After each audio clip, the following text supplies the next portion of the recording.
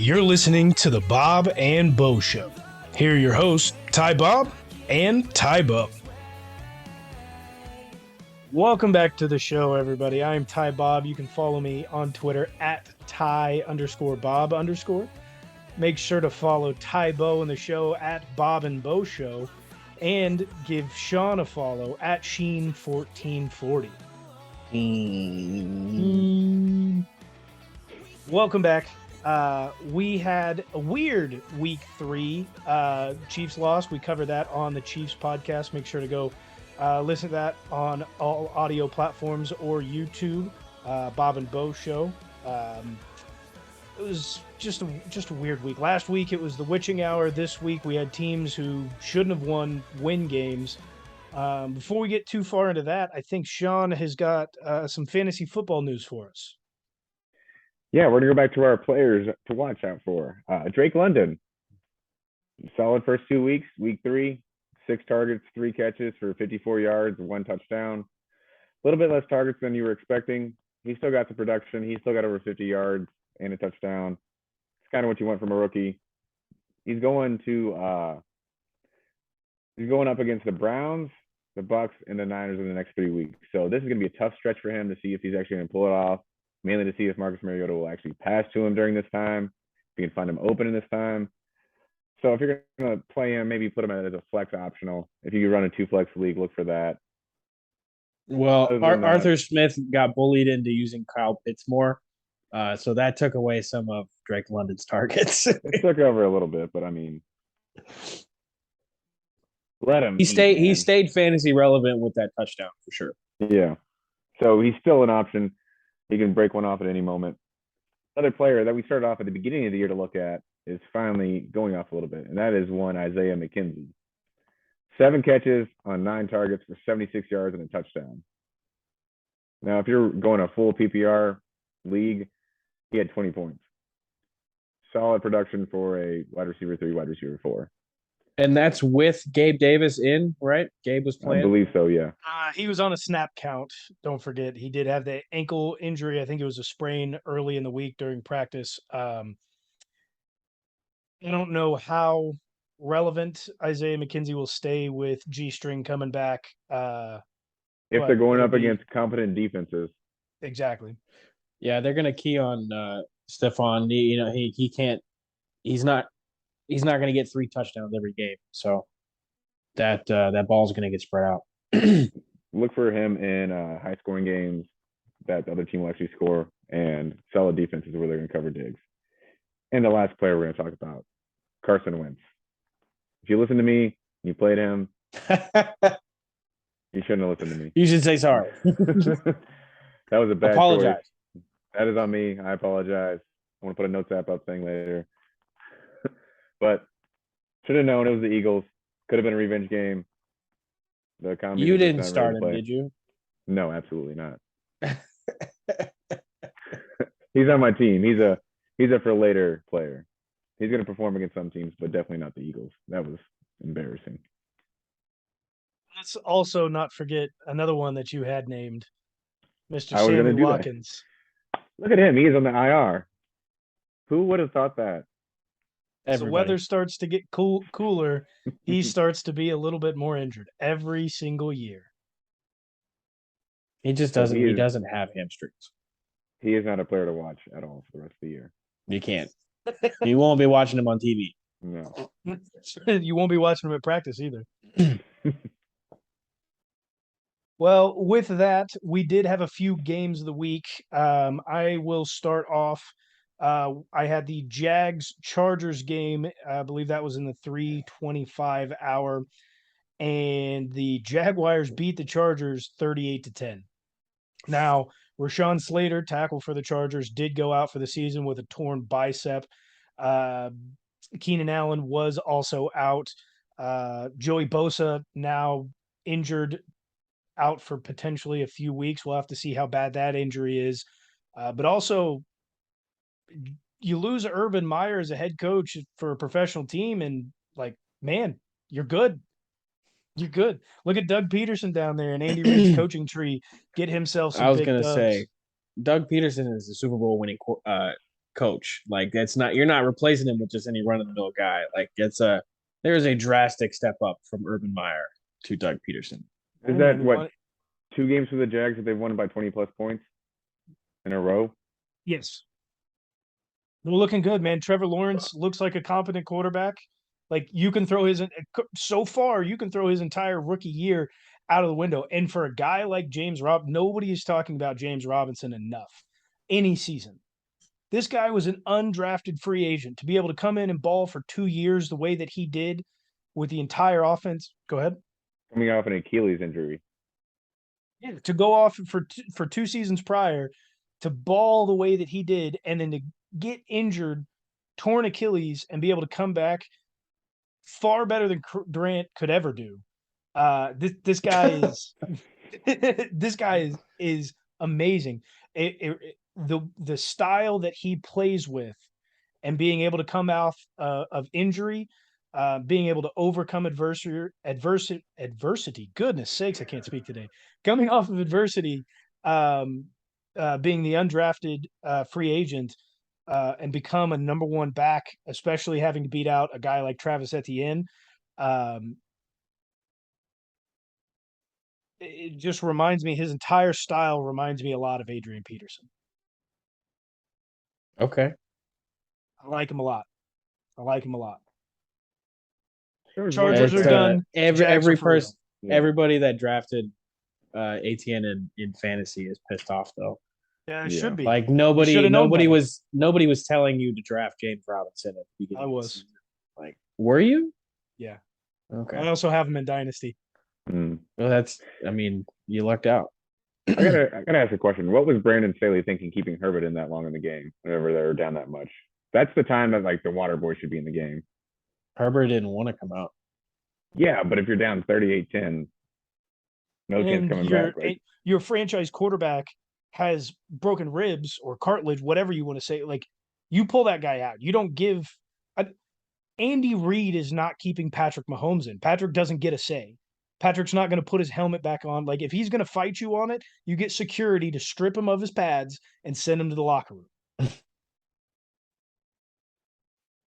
That is your franchise quarterback. That's the Chargers, man. That's the Chargers. Hey, Brandon Staley's showing that he should not be a head coach for much longer. I'm never happy when players get injured and stuff like that. Like, I hate seeing it unless it's Tom Brady. But I'm not complaining about their management right now. Like, I'm gonna let them charge it. Okay, we're looking like we might need some help this year. So take every bit of it we can get. Yeah. Who's next up in the games of the week? It was me. I had the Lions and Vikings. Lions 24, Vikings 28. What a finish to that game. KJ Osborne with the game-winning touchdown with 45 seconds left. That was pretty good to end the game. Thought maybe they should use Justin Jefferson a little bit more, but Lions locked him up. He had 3 catches on 6 targets for only 14 yards. Okudah. Locked up. One of the best in the league. He's back, baby. I cannot believe that. I didn't watch the game, but I'm sure it was good TV. I had it on red zone, so I was flipping back and forth. But the Lions were up 14-0 at one point. Vikings came back 14-14. They're up 24-14. They blew 2 10+ point leads. And that, I don't know, man. That's all coaching right there. They love Dan Campbell up there, but so through 3 weeks, Jeff Okudah needs props. He's covered some of the best receivers in the league: Justin Jefferson, Devonta Smith, and then he also had, I believe it was Terry McLaurin in the Commanders, Jahan Dotson. You name it. All three. Nobody through the 3 games combined had more than like 36 yards. He's passing the test right now. All 3, those top receivers in the league, nobody had more than 30 yards total. And that's all 3 of those receivers combined that went up against him after every single rep. Jeff Okudah is the real deal. Respect that man. And on top of that, I think the Lions, I mean, even though they lost this game, this a premier matchup. It's a division rivalry. Everybody gets up for those games. But I think the Lions are for real. Like they're going through just a little bit of a skid here, but I feel like they're gonna be all right. Yeah, they're all getting used to winning. They need to learn how to not lose before they learn how to win. But here's a questionable thing for Dan Campbell. He went for it 6 times on 4th down during the game, and on the very last time he had the ball, 4th down, he decided to go for a 54-yard field goal with about 1:10 remaining. Kick was missed. Vikings came down, scored within 30, 40 seconds. After the game, Dan Campbell kept on questioning himself, like, why did I go for that field goal? Why didn't we just not go for the win? They'll work it out. They'll get there. They look good. They look solid. They've been in every single game. It's been a 1-score game if they lose every single time. So there's a lot of new and there's a lot of young regimes out there that are just like working out the kinks. For some reason, the Staley Chiefs will get figured out. Yeah. For some reason, the Chiefs are getting lumped in there when we've had a established coaching staff like we do. But just like everybody else, we'll get it figured out. Jamal Williams, man, he looks good. He's a bruiser down there, man. Snatched him up week 1 on fantasy, so he's now a third running back to start. That's startable. So suck it. I'll move on into my game of the week, though. It knocked one of the undefeated teams off in the AFC, but it's not the one you would have guessed coming into the week. We all guessed the Bills for Pick'em, and the Dolphins came away with this one. The game played out kind of similarly to the way I described. Both teams were scoring, but Tua didn't necessarily struggle as much against the Bills defense as I had thought. Even with the injuries, I thought the front seven of the Bills would have given him fits, but he wasn't in trouble very often in that game. It sucks the amount of injuries that the Bills have had in their secondary, but Tua's got the weapons, and so far he's making it work. Dolphins are 3-0, and they just beat the Dolphins, so you can't really not, or they just beat the Bills, so you can't really knock them. The Bills were almost a consensus number 1 team in the NFL. Everybody's power rankings had them number 1. So, not anymore. Not anymore. It's gonna be a fun season to watch and see if the Dolphins are for real. It's a long 17 games. It's a long 17 games. I thought it was cool. I found this note from Warren Sharp on Twitter at Sharp Football. Josh Allen's air yards on early downs in the first half of games, and then there's another stat underneath of it. And this is his comparisons over the last 2 years into this year. This year, the only thing that is different in the Bills' offense is obviously Brian Daboll is gone. Their offensive coordinator is now the head coach in New York for the Giants. In 2020, Josh Allen's air yards on early downs in the first half of games was 8, which was 7th in the NFL. In 21, it was 7.7, still 7th in the NFL. Moving to this year, his air yards on early downs in the first half of games on average is 5.5 yards. That ranks him at 25th. It's a massive jump. Now, losing your offensive coordinator is big, but if you're a big-time quarterback, that jump, it doesn't happen. And the next one is rate of early down passes beyond the first down marker. First, second down, early downs, and making it beyond the first down marker. In 2020, it was 32% of the time, which was 5th in the NFL. In 2021, it was 30% of the time, still 5th in the NFL. Jumped to 22, it's 21% of the time, down to 22nd in the NFL. The Bills are falling, folks. They've lost their top 4 corners. Maybe they just look good for the first 2 weeks.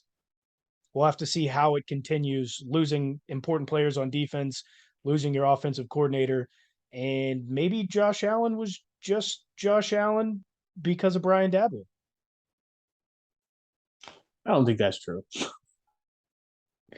Their front seven's still really good. They still have a guy like Kyer Elam that has room to grow in the season. And he's already shown to be pretty good as a rookie. The, I mean, do you think that's the stats that you're bringing up are attributed to just the regime change? Like, is this like a slightly new offensive system, or do you think that's indicative of some other problem? It has to be both. It can't be either or. It has to be both. You've got a new regime that comes in, and that changes this play style of everyone. However, you've got guys across that line. Now, granted, they lost Emmanuel Sanders, but again, you've got guys who have been in that system for multiple years, who have been there with Josh Allen to have that chemistry. If the issue is going to be just the system, that would make sense if it's Patrick Mahomes with a group of guys that he hasn't played with, right? But Patrick Mahomes is still his efficiency is still as good as it has been. Now, maybe that's because the system is still there. Sure. But again, it has to be both, right? Because if it's the system, then your chemistry will help you. And if it's the chemistry, then your system's going to help you. And right now we're seeing a complete and utter massive meltdown and fall off in his EPA and being able to convert on these downs and how often they're doing it. It has to be with the chemistry and um and the system. Well, Ken Dorsey's also having meltdowns in the office up there, so up in the box. But Can we talk about the butt punt as well? Did you guys see that? Yeah, oh, that was I love great. that for the NFL. Yeah. Fantastic. Mark That Sanchez is not the only one anymore. yeah, that's honest. That honestly saved the Dolphins the game. Gave them the safety. They're Oh, not punting it. They're 100%. not getting the Bills. Put them Bills at the 50-yard line. Like, Why are you not taking a safety? You're yeah, I had a lot of people talk to me about this over the last over the last couple of days, and they're all blaming the gunner there or the blocker there for the punter, that he's in the way. Why is he moving back? Why isn't he moving forward? Where the hell's he supposed to go? You do know that, like, you people do know that it's 15 yards. It's not 10. They were on the goal line, and he's backed up onto the edge of the end zone and has to move forward and kick the ball. And his blocker can't move forward, otherwise he's going to lose the gunners on his outside because they're going an all-out block attempt. You can't move, so you run back and you take the safety.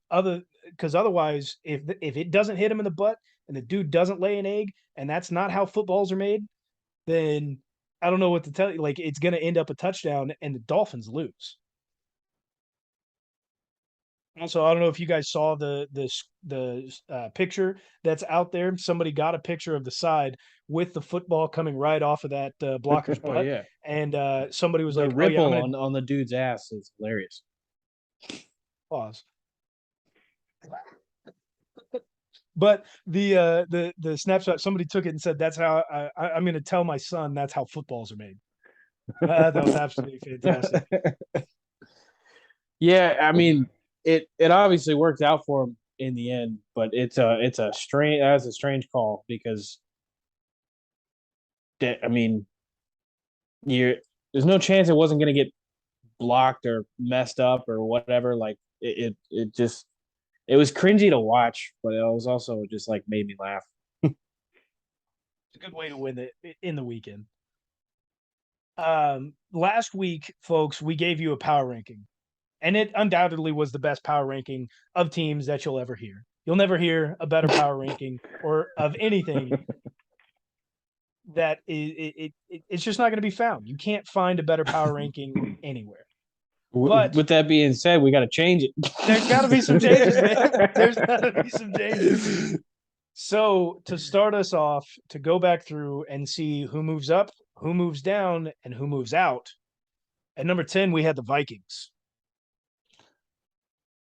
I called this game, even though we had the Vikings at 10 and the Lions at 5. The Vikings still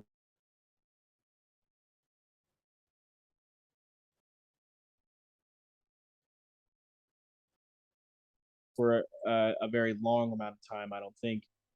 Vikings are moving up because they beat a good team in the Lions. At number 9, we have the Rams. Yeah, the Rams won again. I believe we all picked the Rams except for maybe Ty Bob. But they won division rivalry. They look pretty good. They're moving slightly up. At 8, the Ravens. Lamar Jackson stays on track. Because of some other teams falling, I feel like the Ravens are going to make a pretty decent jump. At 7, we have the Bucks. The Bucks are moving out of the top 10. Their defense looked good, but they still struggled mightily on offense. Granted, no receivers really, but still struggle, and they're moving out. Number 6, the Dolphins. As much as I am a skeptic and as much as it kind of pains me to say it, the Dolphins are moving up. I personally can't say they're the best team in the NFL, but the way they've been playing, it's hard to rank them outside of number 2. At 5, the Lions. Like Tabo alluded to earlier, the Vikings won, but the Lions still look pretty good. They play close games no matter what. They're staying in the top 10, but they're moving down. Number 4, the Chargers. Unfortunately, this has a lot to do with injury. The Chargers are going to be outside looking in the top 10 after this week. At 3, the Eagles. Eagles, what can we say? They look so good. Jalen Hurts is smooth like butter. Devontae Smith, it was his coming out party. He looked good. They were ready to go. They're moving up. They're going to be number 1 for us. At 2, the Chiefs. We slide, but we're not out of the top 10 because the Chiefs have been for real for a long amount of time. This coaching staff knows how to get these boys whipped into shape. We're still for real. We're still in the top 10. 1, the Bills. The Bills take another slide. They lost to the Dolphins. They have a lot of injuries on that defense right now. They're still in the top 10, but they are moving down. So to recap, boys, just for all the listeners, to make sure, we have the Chargers who are at 4 and the Bucks who are at 7 are both moving out of the top 10. Bucks for poor performance. The Chargers strictly due to the injuries. We think it's going to affect the rest of the season for them. We have the Dolphins and the Eagles moving up the most into the high 1 and 2 position, as well as the Lions moving all the way down into 10. We do have the Packers coming up into the top 10 to take a spot, while 1 and 2, the Bills and the Chiefs, slide out to make room for the Eagles and the Dolphins. It's a good list. It's a solid list. We will be back next week with a different Power 5 for you, but we will be coming with them every week. Now we get into the highlights, man. There were some good highlights. The number one thing I want to touch on is Cooper Rush is better than Dak. It's 100% true. You give a healthy, full-blown Dak into that team, and that Dallas Cowboys is going 0-3. You think that Dak would lose to the Giants? Danny Dimes is getting his first win in prime time if Dak is in, baby. Garbage. Jones, what are you doing giving him a $40 million contract? Cooper Rush is your new franchise quarterback in Dallas. Okay, what is Cooper Rush doing exceptional? Winning. Winning. He's a main system thing. quarterback. If you can't point out something that he is doing exceptionally well, he is a system quarterback. He's a dumbed down version of Tom Brady. Okay. Listen, if you can be a backup quarterback and you win in a McCarthy system, you are a franchise top 10 quarterback anywhere, baby. Okay. He didn't win because of the system. He won in spite of the system. McCarthy, you're garbage just as much as Dak. Take him with you. Cooper Rush is going to lead the Cowboys to the Super Bowl. Let him do it. Dak's going to get hurt again.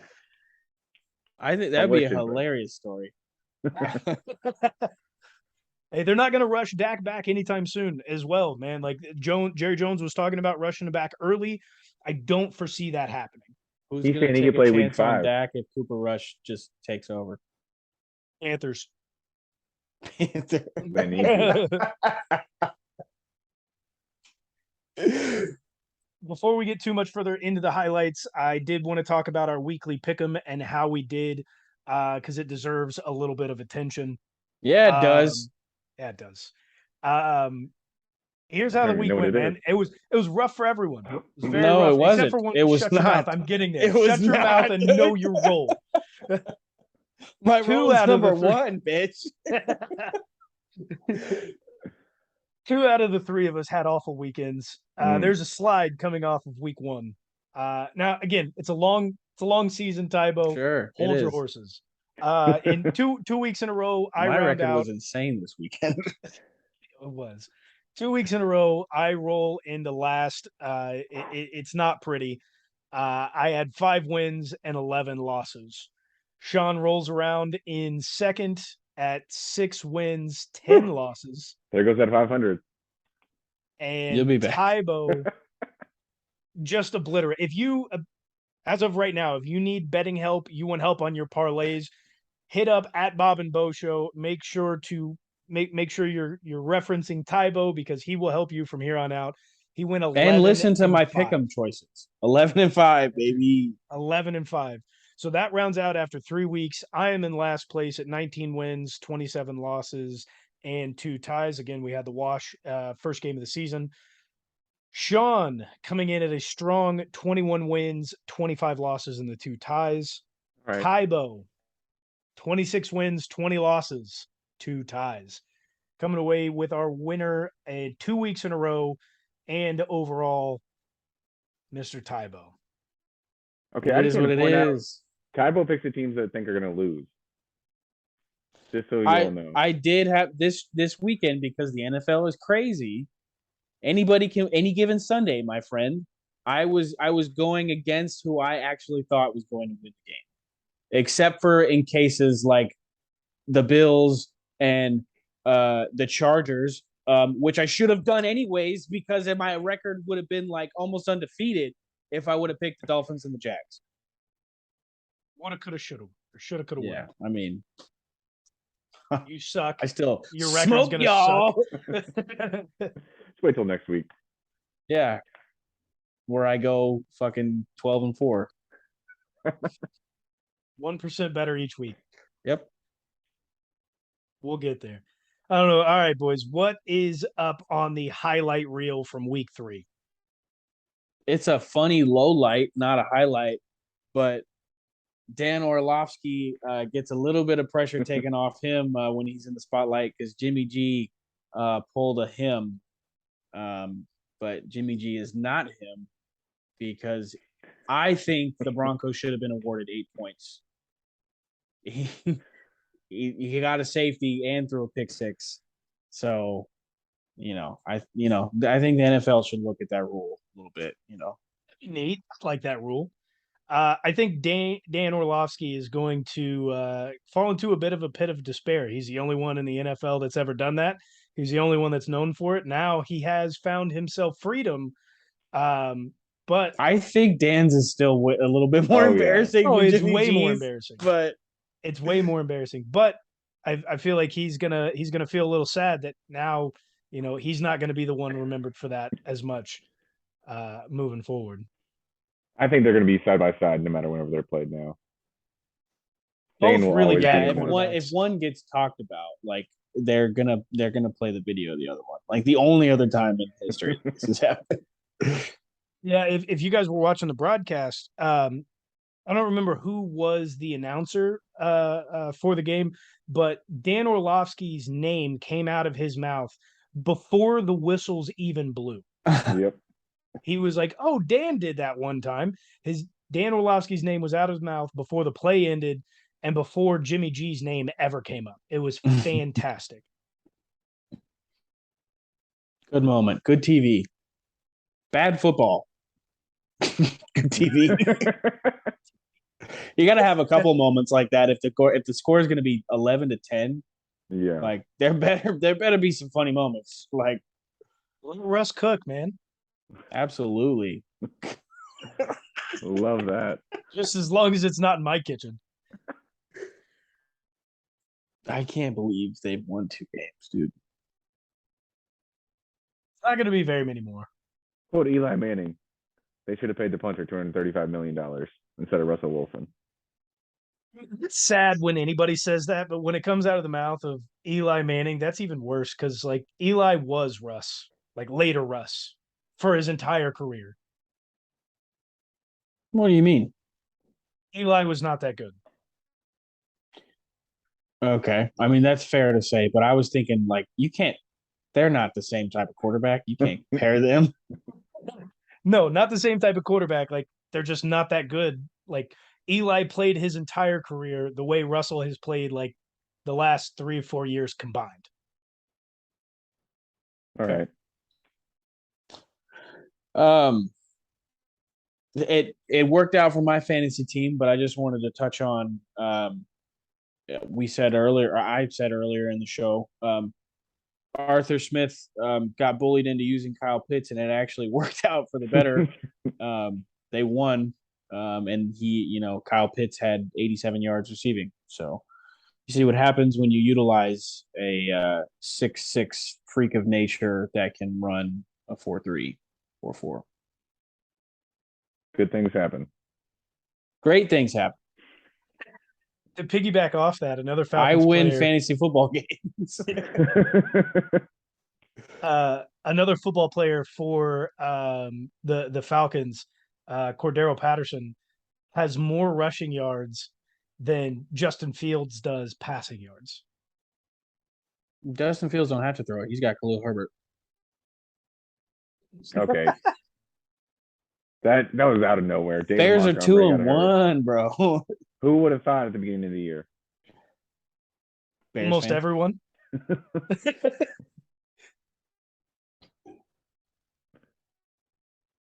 So the big news for injury wise this year is Mac Jones is out right now.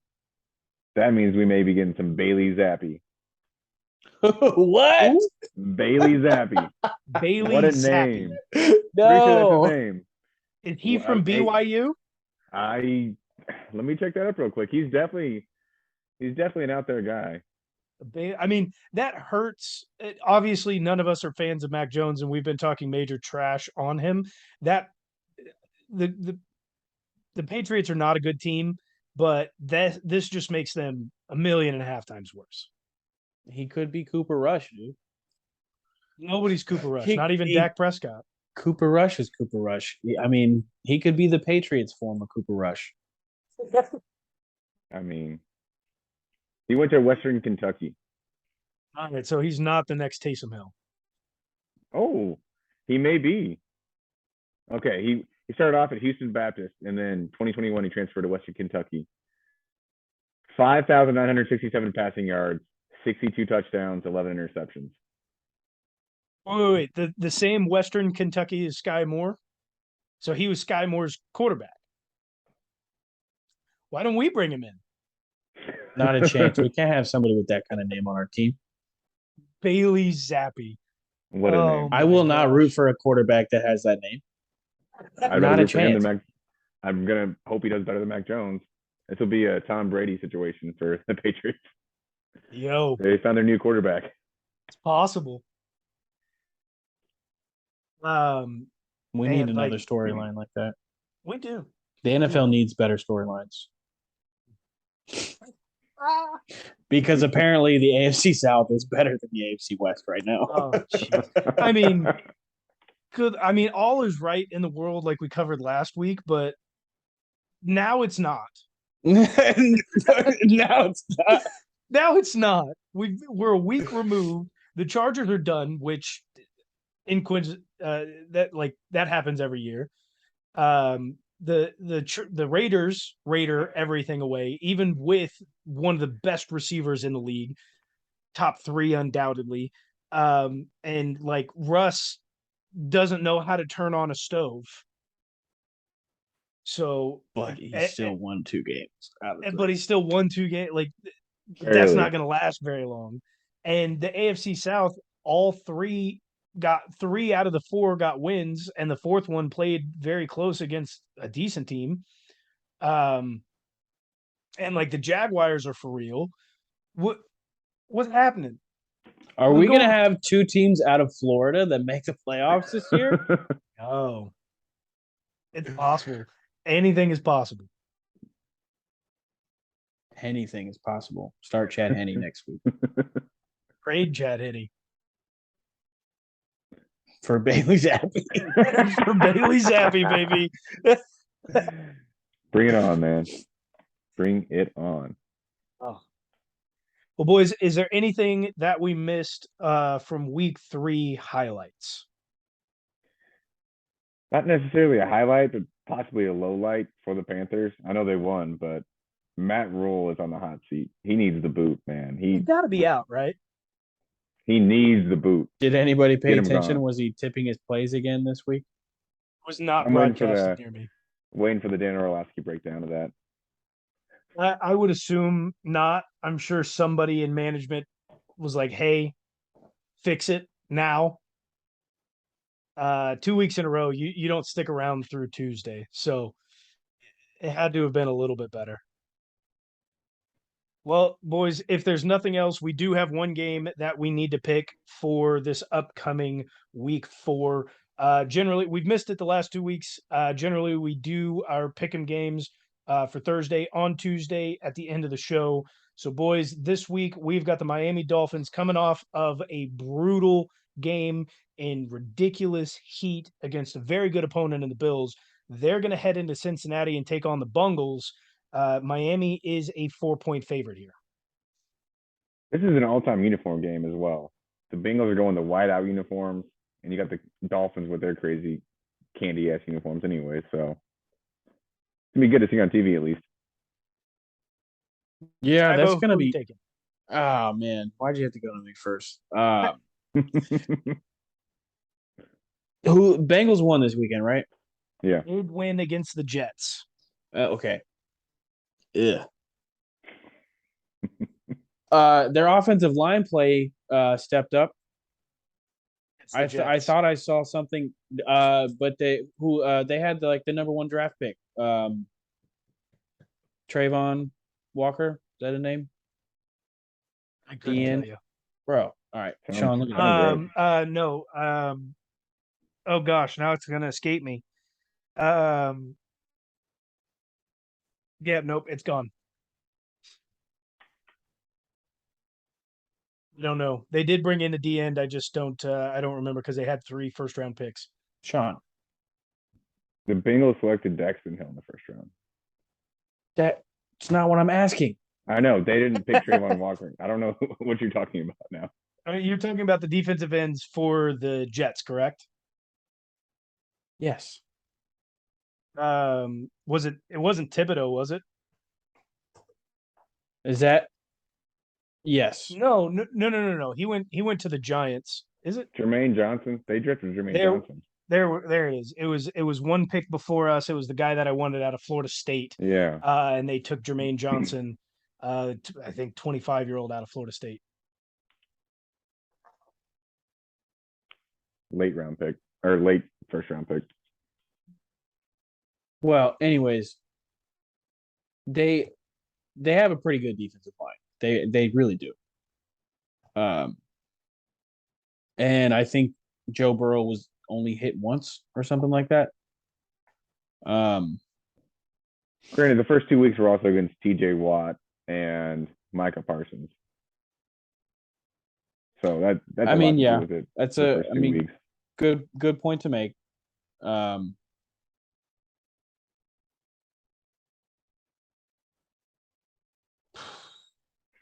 Miami +4. Which is strange to me. I mean, I don't know. Because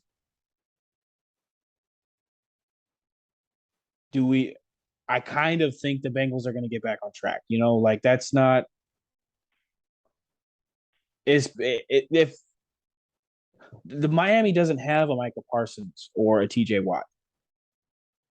They got a Melvin Ingram. I still have Ogba. Neither of those guys are Micah Parsons or TJ Watt. I do have a DB core of some very, very good guys. I'm gonna say Bengals. I just talked myself into it. All right. I'm gonna go Dolphins. Mike McDaniel looks pretty good coaching over there right now. It is a tough one. I agree with Tybo. Like this is really hard. I want to say the Dolphins win here, but they just had a ridiculously brutal game, as we've talked about. Their run game has yet to come in, and McDaniels is known for his run game. Um, I think I'm also going to have to. I thought it might be a trap game for the Dolphins coming off of that tough win against the Bills, but I don't think they ended up with any injuries. So I am also going to take the Dolphins to win on Thursday night. And that's going to do it for the show, everyone. We thank you for listening. Make sure to check us out on YouTube and all audio platforms, Bob and Bo Show, wherever you listen. We will be coming at you Thursday night and all of Friday with our preview shows of the Chiefs and of the NFL. If you haven't listened to our Chiefs show yet, make sure to go back and do that. As always, go Chiefs. Go Go Chiefs. Chiefs.